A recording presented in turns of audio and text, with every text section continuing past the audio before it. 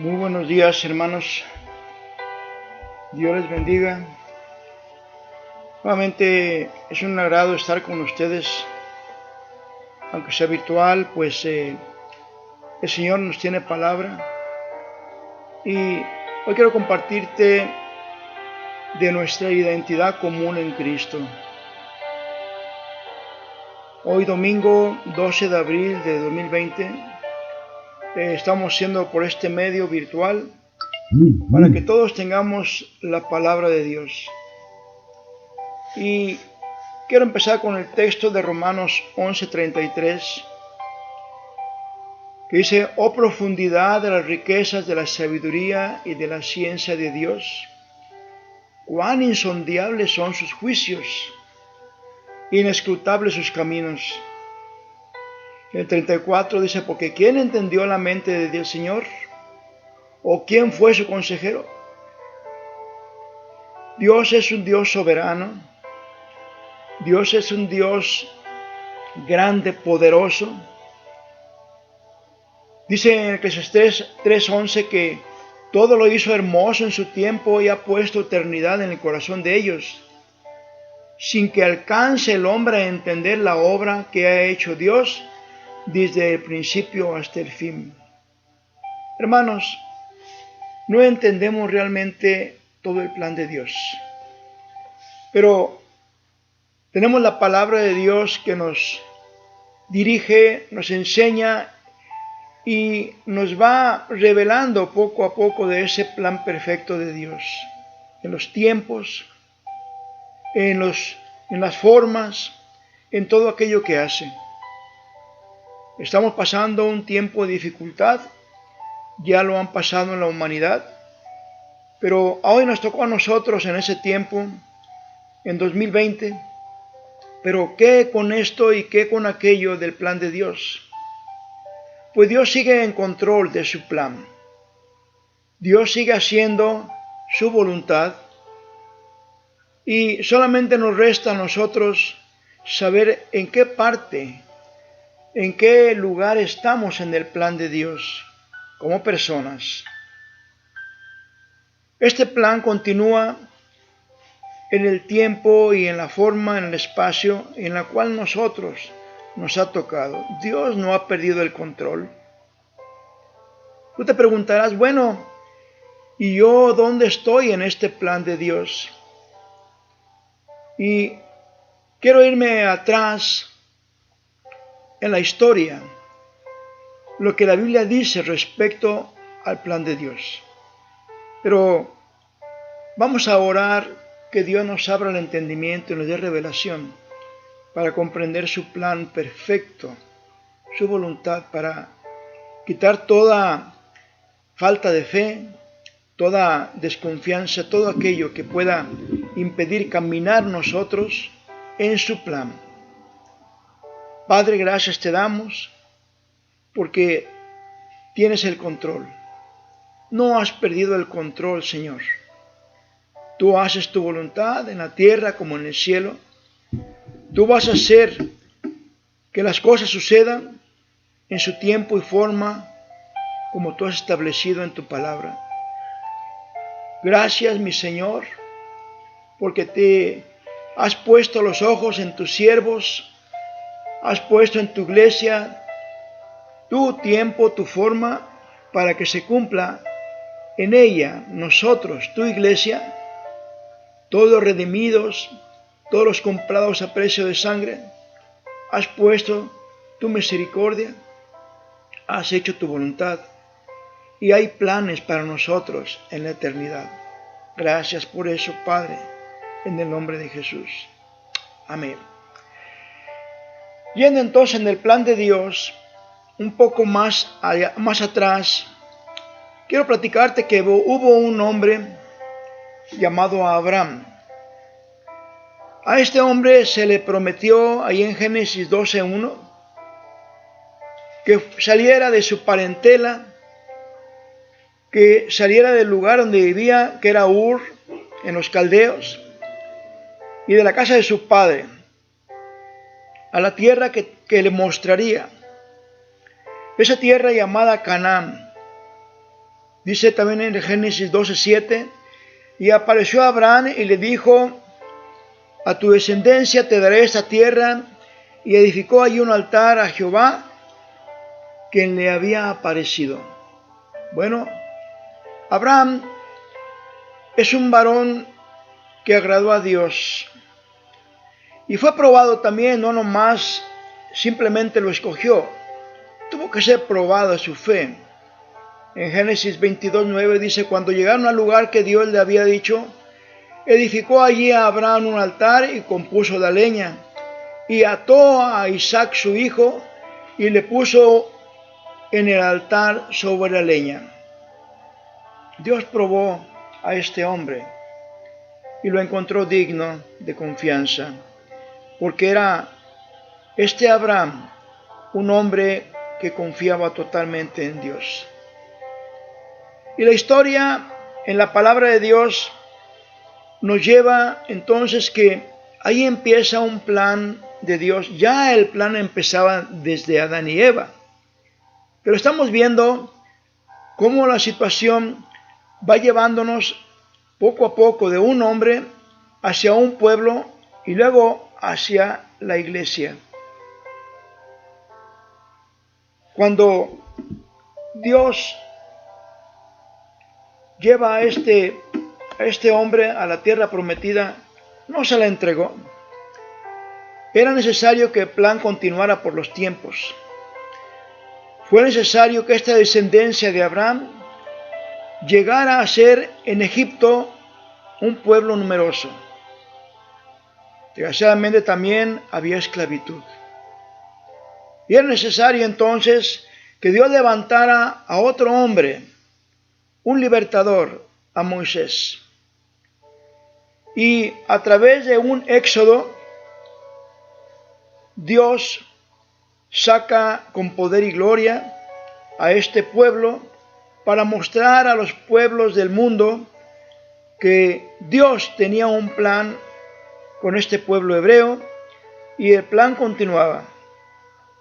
Bueno, vemos que este pueblo es grande en Egipto, pero también sale no por su grandeza, sino por la mano de Dios. Sale con poder y gloria, con riqueza, sale a tomar la tierra prometida. Y allí en el monte, Moisés hace pacto con Dios para su pueblo. Esto lo entendemos nosotros como el primer pacto, el pacto de la ley de Moisés. Ahí le entrega el Señor la ley, el pacto es por la ley y el pueblo se compromete a cumplirla. Pero este pueblo de Israel, en el transcurso de todos sus tiempos, no ha sido leal, no ha sido fiel al pacto de Dios. Y vemos en el transcurso de los tiempos que pocos hombres estuvieron comprometidos con Dios, los profetas, los reyes algunos, y vemos que Dios no está agradado con el pacto y tiene que hacer posteriormente, a través de Jesús, un nuevo pacto.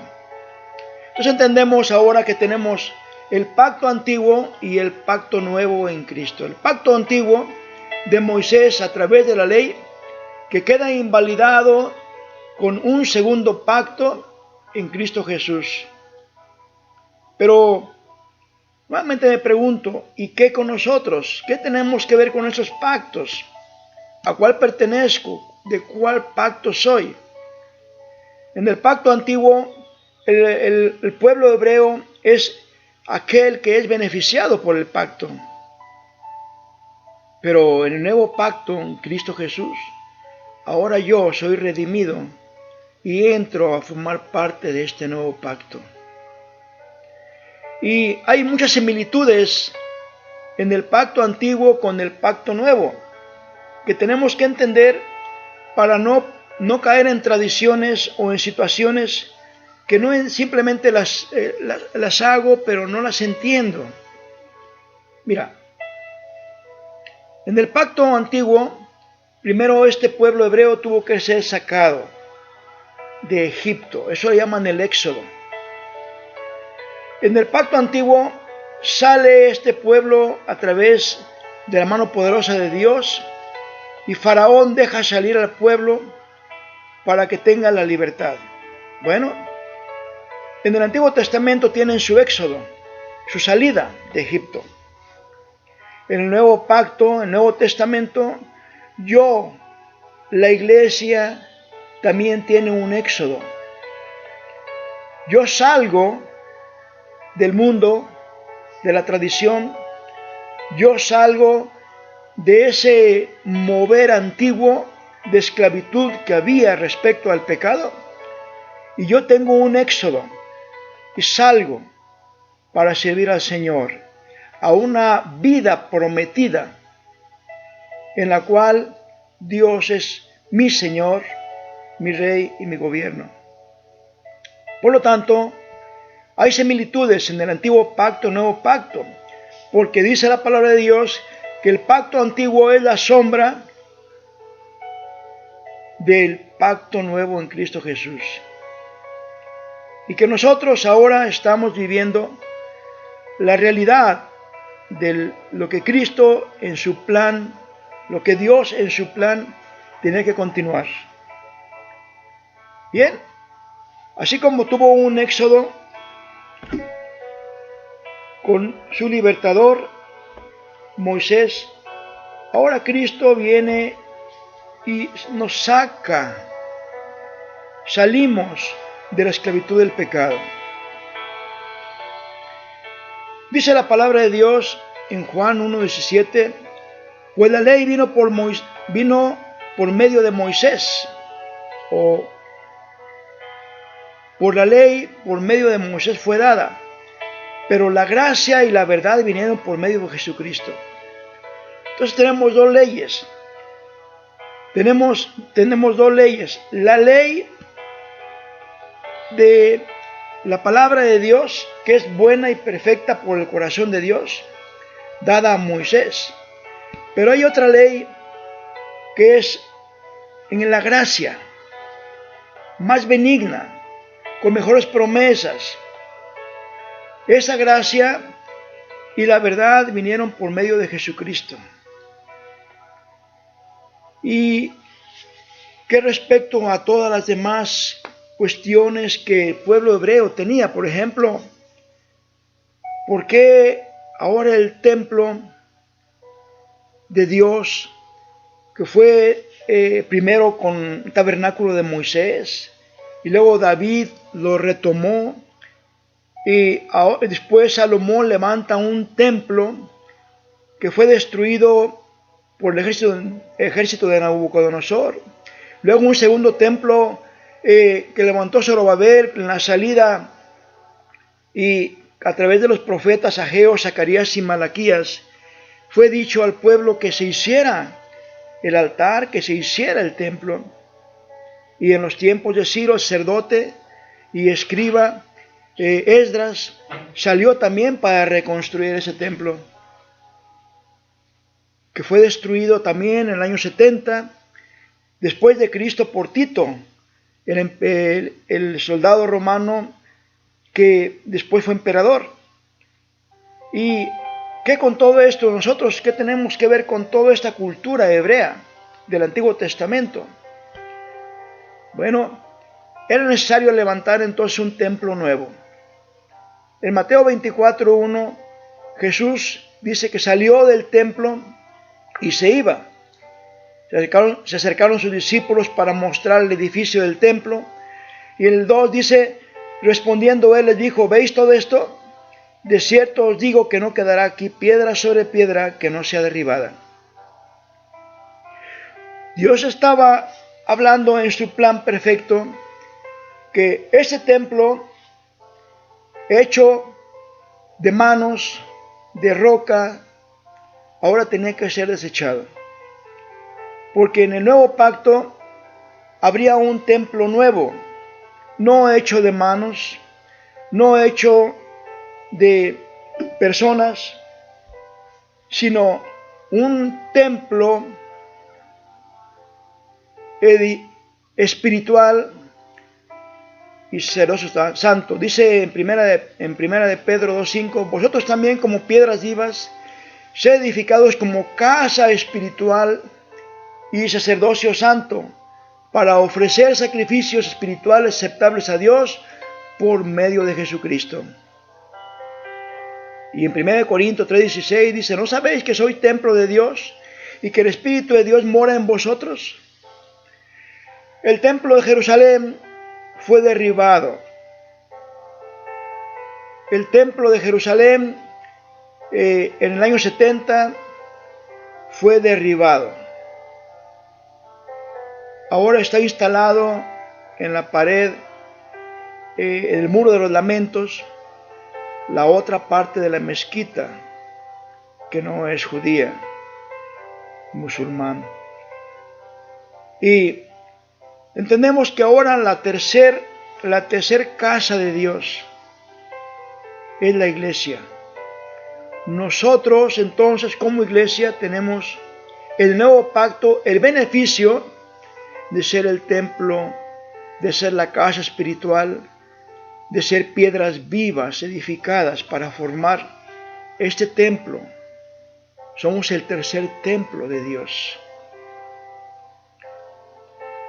Y entonces entendemos que ese templo en Mateo 24:1, que él profetizaba, y en el 2, que tenía que ser derribado porque no era necesario ya, porque en el templo la presencia de Dios, la administración de Dios hacia el pueblo y el pueblo hacia Dios, la adoración, la oración, tenía que ser ya no en un lugar físico, sino en un lugar espiritual.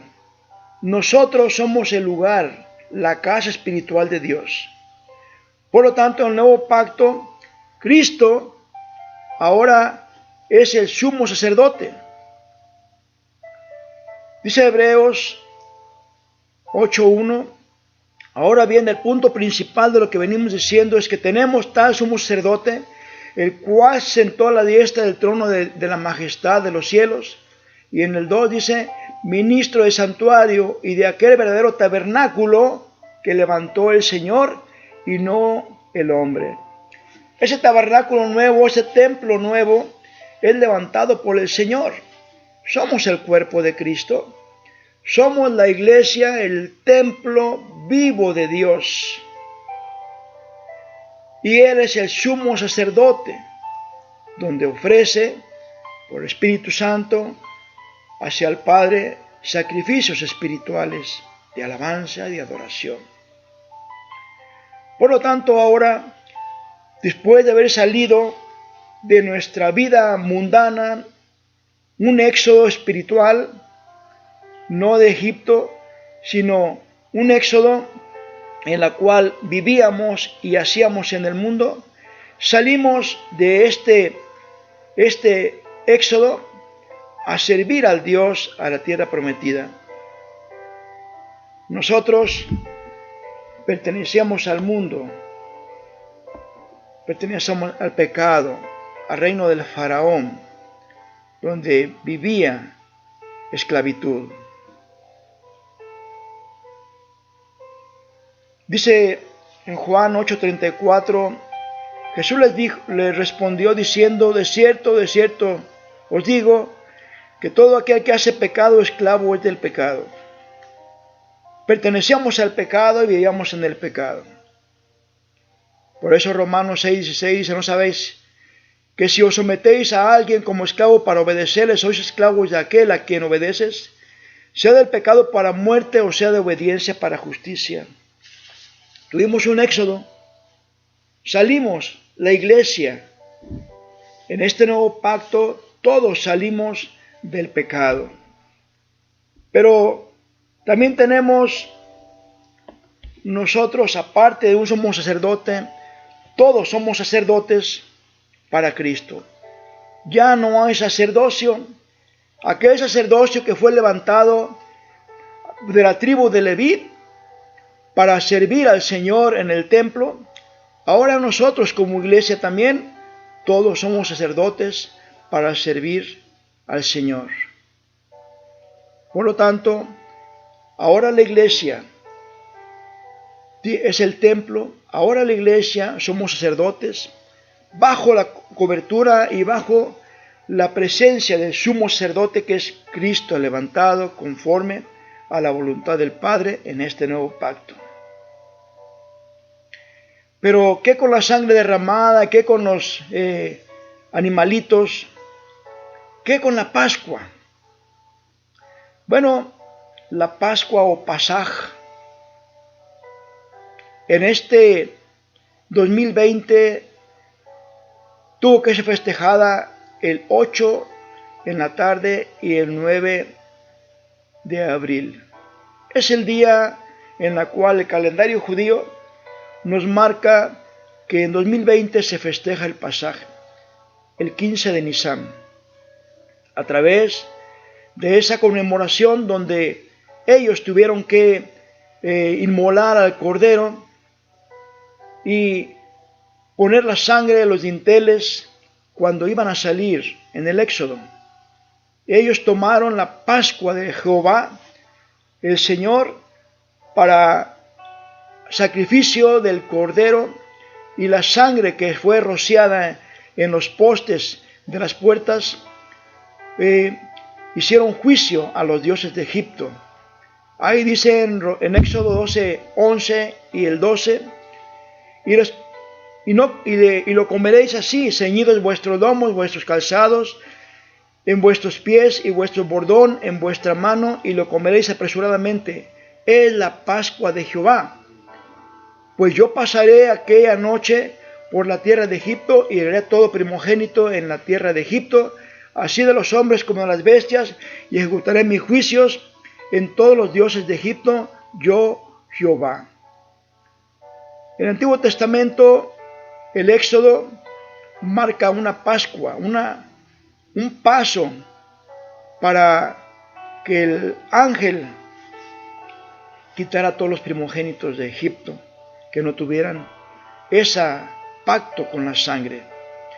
Pero ahora en el nuevo pacto, ¿qué dice la palabra? Bueno, en 1 Corintios 5:7 dice: limpiaos de la vieja levadura para que seáis nueva masa, sin levadura como sois, porque nuestra Pascua es Cristo, ya fue sacrificada por nosotros. Nosotros, la iglesia de Cristo, tenemos nuestra propia Pascua. El cordero inmolado, Cristo. El sacerdote, Cristo. El templo, el tabernáculo, Cristo. Y nosotros somos cuerpo de Cristo, somos el templo de Dios santificado para rendir a través de adoración, de oración y darle gloria. Por eso la iglesia es ahora el todo para el Señor. Eres el cordero inmolado, dice Hebreos 10:4, porque la sangre de los toros y de los machos cabríos no puede quitar los pecados. La sangre de Cristo fue derramada para su iglesia, para que fuera perdonada, y la sangre en el corazón, en el dintel, en la entrada de su vida, ahora se ha perdonado todo pecado.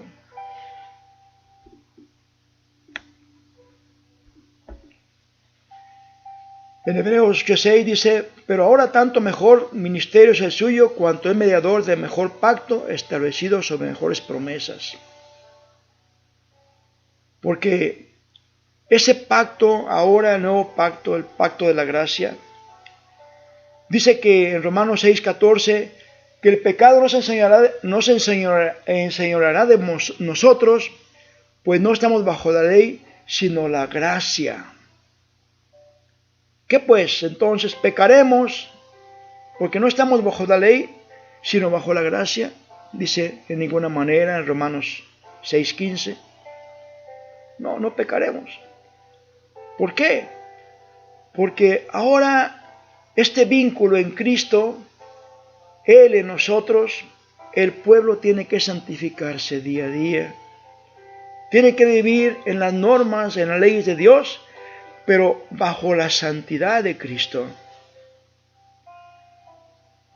Porque algunos hombres, dice la palabra, se han introducido encubiertamente de los que antes habían sido destinados para esta condenación. Hombres impíos que convierten el libertinaje de la gracia de nuestro Dios y niegan a Dios, el único soberano, y a nuestro Señor Jesucristo.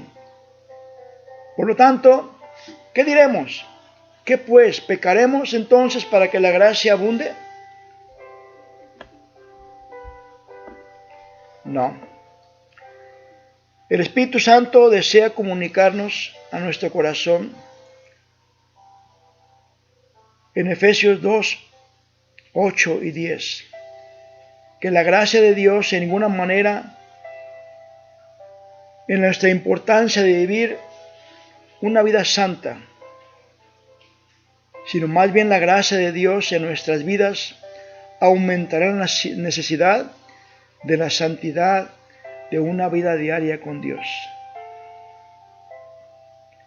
Somos el pueblo de Dios, somos el nuevo pacto, su sangre ha sido derramada para limpiarnos, para santificarnos.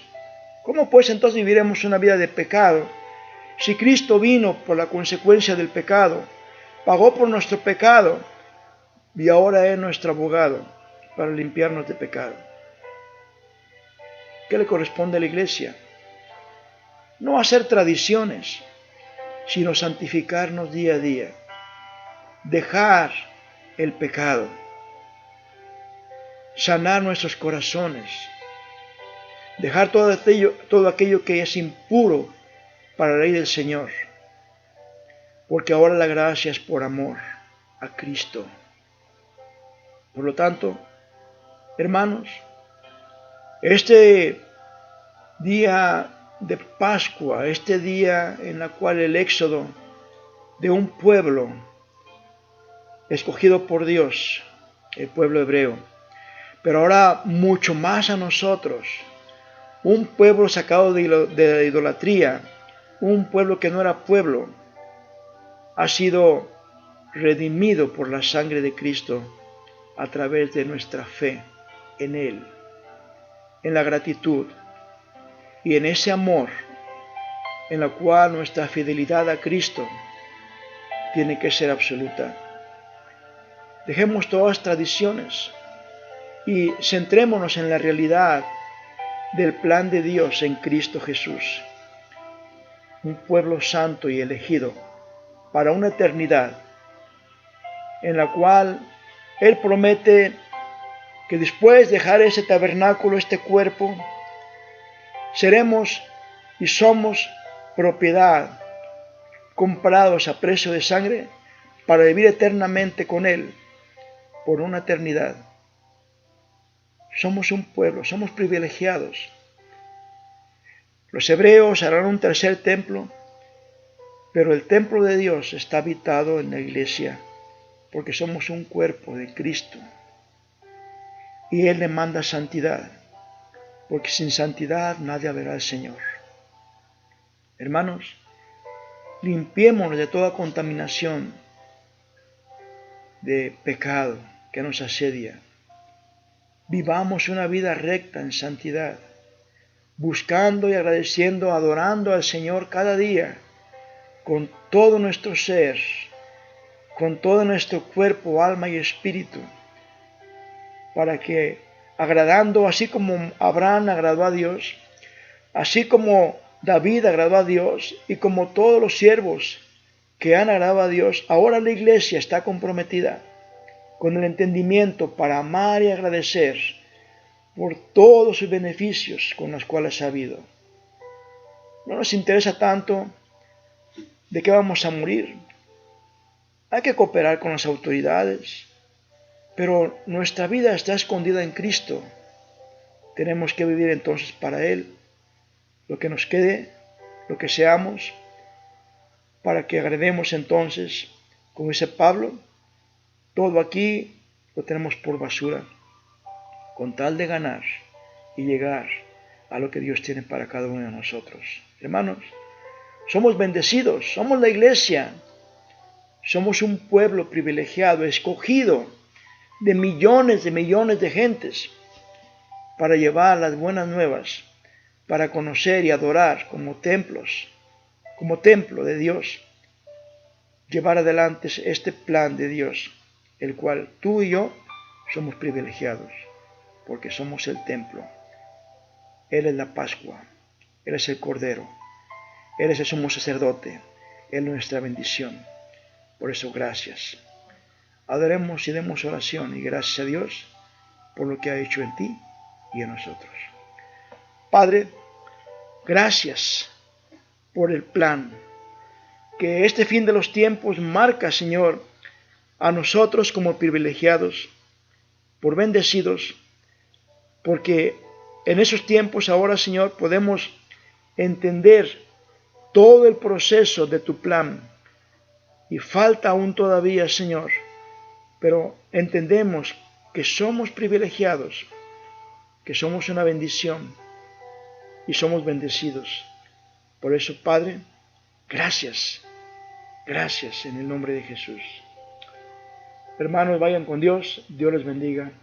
Hasta la próxima.